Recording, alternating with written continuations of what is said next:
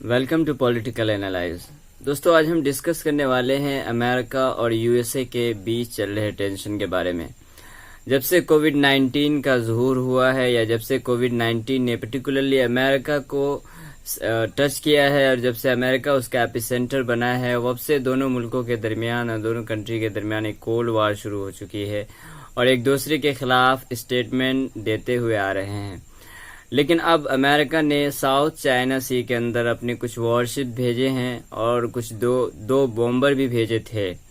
تو آج ہم اسی کو بہت ہی ڈیٹیل میں دیکھنے والے ہیں کہ اگر یہ وار کی طرف چلا جاتا ہے تو کیا امپیکٹ ہوگا اس کا دنیا پر، کیا امپیکٹ ہوگا اکانومی پر، اور ہم یہ بھی دیکھیں گے کہ کیا یہ ٹینشن ہمارے لیے ایک اپارچونٹی کے ہے۔ تو ہم دیکھیں گے every thing in a very great detail. تو چلیے شروع کرتے ہیں، بٹ بیفور وی اسٹارٹ، اگر آپ نے ابھی تک پولیٹیکل اینالائز کو سبسکرائب نہیں کیا ہے، so please do it right now and hit the bell icon to get notified with each and every video I upload here. So let's get started.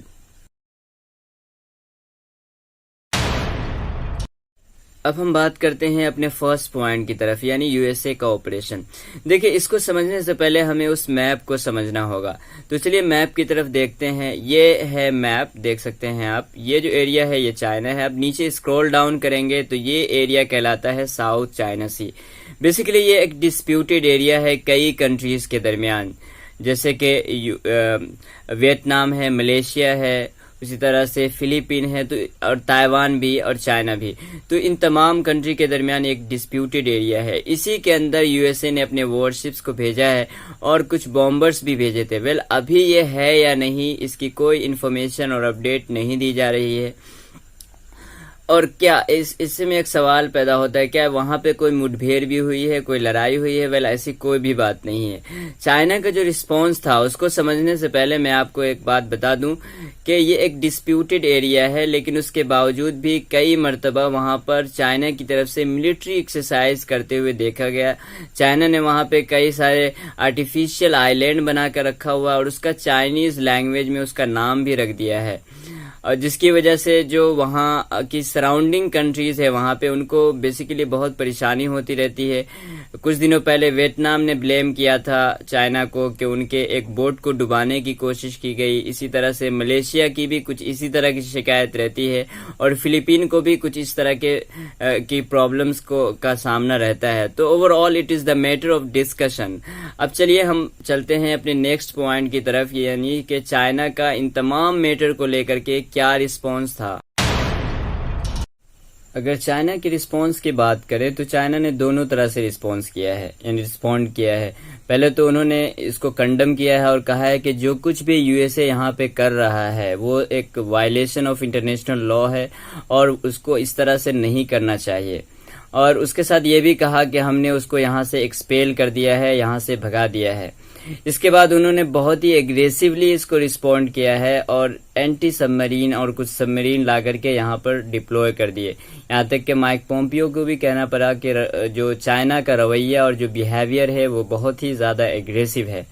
دیکھیں، یہاں پہ دونوں کنٹریز سے کچھ سوال پوچھے جا سکتے ہیں اور آپ پوچھ سکتے ہیں۔ اگر آپ امریکہ سے پوچھنا چاہیں تو کہہ سکتے ہیں کہ کیا کسی ان لافل ایکٹیویٹیز کو روکنے کا ایک ہی طریقہ ہے کہ وہاں پہ یا ان کے خلاف کوئی آرمی فورسز کو یا کوئی وارشپس کو یا پھر بامبرز کو ڈپلوائے کر دیا جائے؟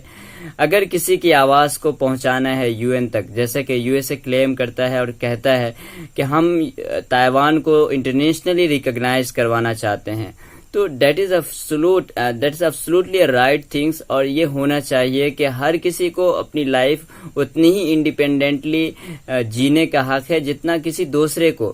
تو یہ تو صحیح ہے، لیکن امریکہ اب اگر اس میں غور سے دیکھیں گے تو امریکہ کے اس کلیم میں بھی ہپوکریسی نظر آئے گی، کیونکہ چائنا جس طرح سے امریکہ یہاں پر تائیوان کی سوورینٹی کو لے کر اتنا سیریس ہے، لیکن یہی امریکہ serious violation of international law کو اسرائیل کے اندر سپورٹ کرتا ہے، یعنی ویسٹ بینک کے اندر سپورٹ کرتا ہے۔ اگر آپ چائنا سے پوچھنا چاہیں تو ان سے بھی پوچھا جا سکتا ہے کہ کیا پاورفل ہونے کا یہ مطلب تو نہیں ہے نا کہ آپ کہیں بھی اپنی آرٹیفیشیل آئی لینڈ بنا لیں گے، کسی کو بھی ٹارگٹ کر دیں گے، کسی کو بھی پریشان کر دیں گے۔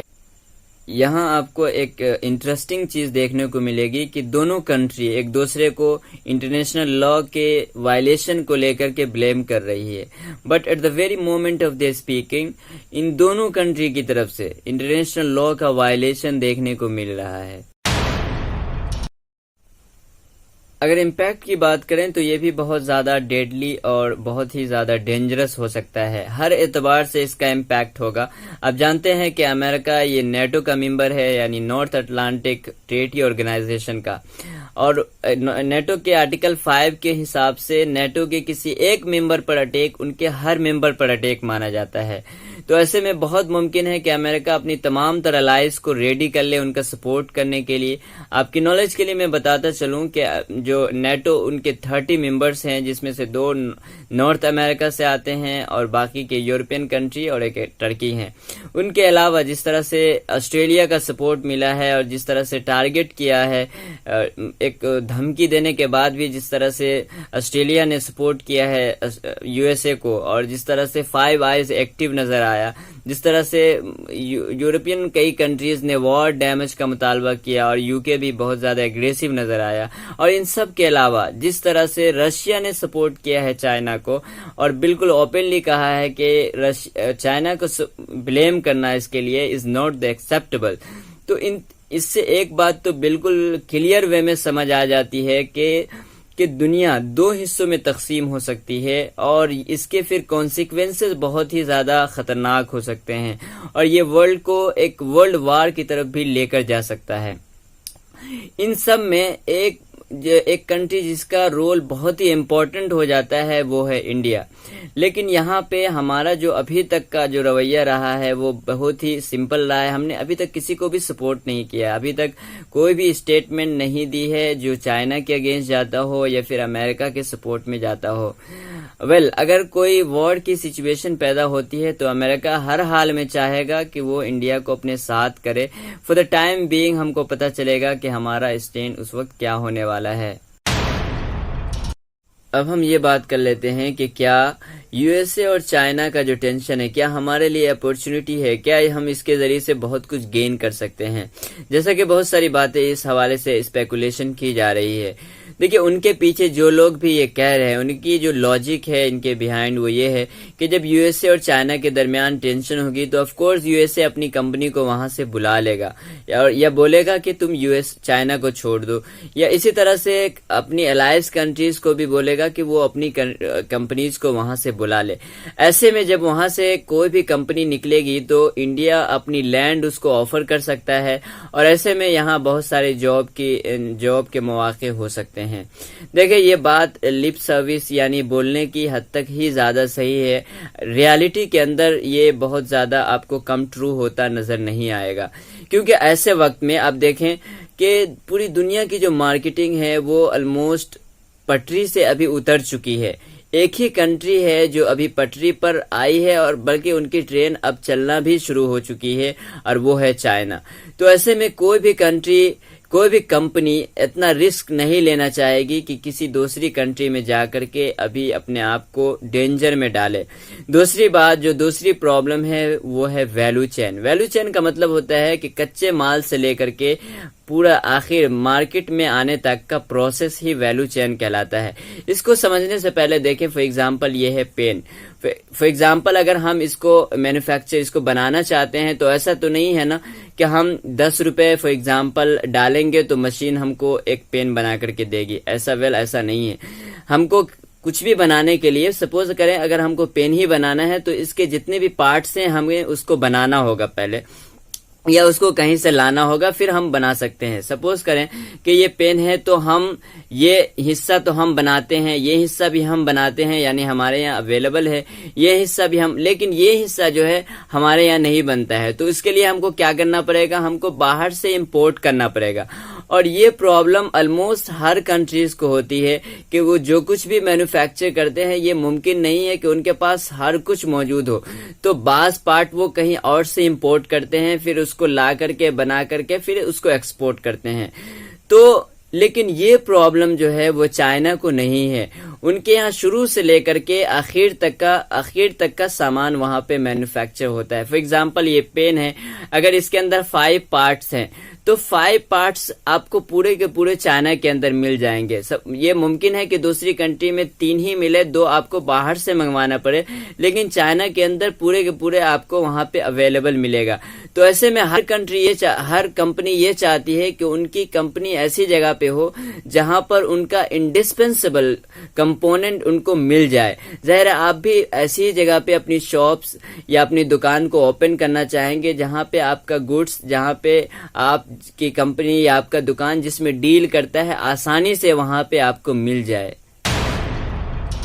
بات کرتے ہیں کہ اس کا اکانومی پہ کیا امپیکٹ ہوگا. دیکھیں، اگر اکانومی پہ امپیکٹ کی بات کریں تو آپ جانتے ہیں کہ پوری دنیا کی اکانومی ابھی خطرے میں ہے، اور دنیا کی ایک بہت بڑی آبادی ابھی لاک ڈاؤن کے اندر جی رہی ہے. اگر صرف امریکہ کی بات کریں تو وہاں 20 ملین سے زیادہ لوگ ابھی ان امپلائڈ ہو چکے ہیں، ان کے پاس کوئی جاب نہیں ہے، کوئی روزگار نہیں ہے، اور آلموسٹ دنیا کی پوری آبادی کی کچھ اسی طرح کی صورتحال ہے.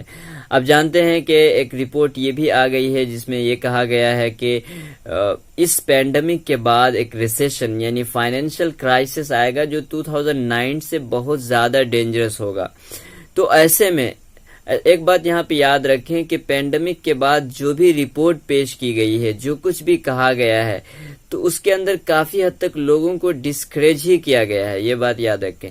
دوسری بات جو میرا جو پوائنٹ ہے وہ کہنا چاہ رہا ہوں وہ یہ ہے کہ اگر اس فائنینشیل یعنی پینڈیمک کے بعد سب سے زیادہ اکانومی کو دھیان سے نہیں دیکھا گیا اور اس کو اٹینٹیولی ڈیل نہیں کیا گیا تو پھر اس صورت میں یہ اور بھی زیادہ ڈینجرس ہو سکتا ہے.